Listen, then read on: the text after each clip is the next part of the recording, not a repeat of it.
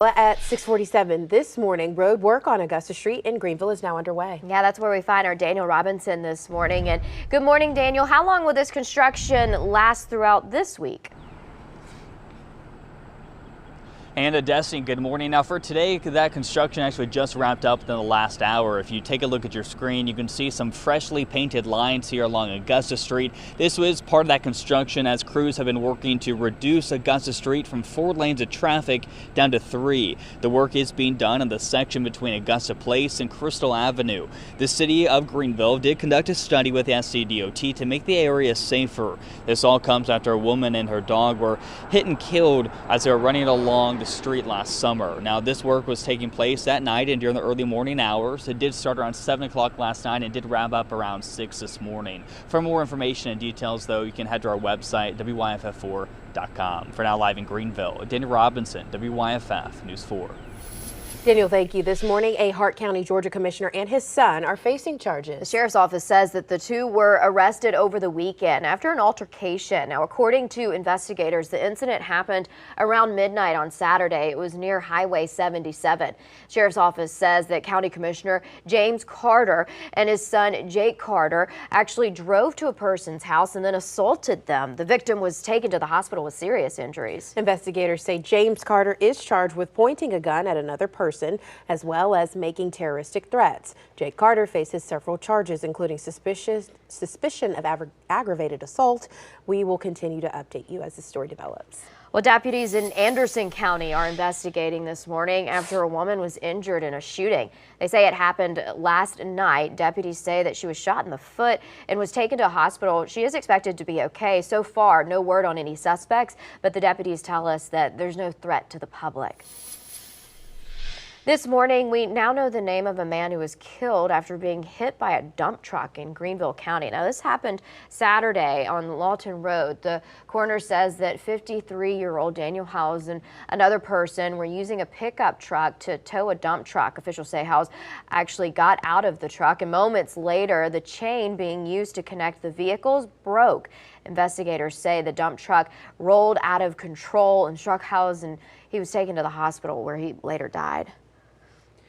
Well, President Biden's nominee to the Supreme Court will face the Senate Judiciary Committee later this morning. Ketanji Brown Jackson's confirmation hearing kicks off today. Yeah, our Ixay Diaz is in Washington with the very latest.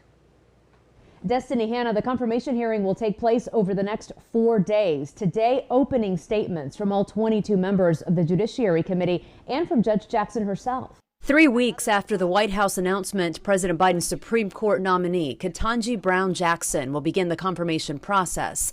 This week, the 51-year-old federal judge will face questions about her judicial philosophy and previous cases. Judge Jackson has been scrutinized more than any person I can think of. This is her 4th time before the Senate Judiciary Committee. With a majority in the Senate, Democrats don't need GOP support to confirm Jackson, but the final vote may be bipartisan. The whole process is going to be fair, respectful, and thorough. Jackson currently serves on the Federal Appeals Court in D.C. and, if confirmed, would make history as the first black woman to serve on the Supreme Court. She would also become the first former public defender on the High Court. The Republicans, I think, are going to try to make this a hearing about whether she's soft on crime because she spent 2 years representing criminal defendants. Democrats are hoping to confirm Jackson by mid-April, but she wouldn't take the bench right away. Retiring Justice Stephen Breyer isn't leaving until the summer. In Washington, Ixay Diaz, WYFF News 4. Well, Supreme Court Justice Clarence Thomas is hospitalized this morning with flu-like symptoms. The 73-year-old was admitted in Washington, D.C. over the weekend. That was Friday evening. A spokesperson for the court says the justice does not have COVID-19. He's being treated with antibiotics and could be released in a day or two. His absence comes as the Supreme Court is hearing oral arguments Monday through Wednesday this week. Thomas does not plan to take part remotely, but he will review the transcripts and listen to the audio of oral arguments. Russia is demanding that Ukrainians in Mariupol surrender. Russia says the surrender would be in exchange for safe passage out of the town, but Ukraine has rejected that offer. Mariupol is suffering heavy bombardment since Russia launched its invasion on February 24th. Now, many of the city's 400,000 people remain trapped in the city. with little, if any, food, water, and power. Russian forces reportedly control some parts of the city, while Ukrainian forces control other areas. WYFF4 is partnering with the American Red Cross to raise money for relief efforts in Ukraine. If you want to donate, visit redcross.org/WYFF. You can also use the QR code at the bottom right-hand corner of your screen. Just point your smartphone camera at the code and it'll bring up a link to the website. And so far, we have raised more than $288,000. So thank you so much for all of your support and continue to donate.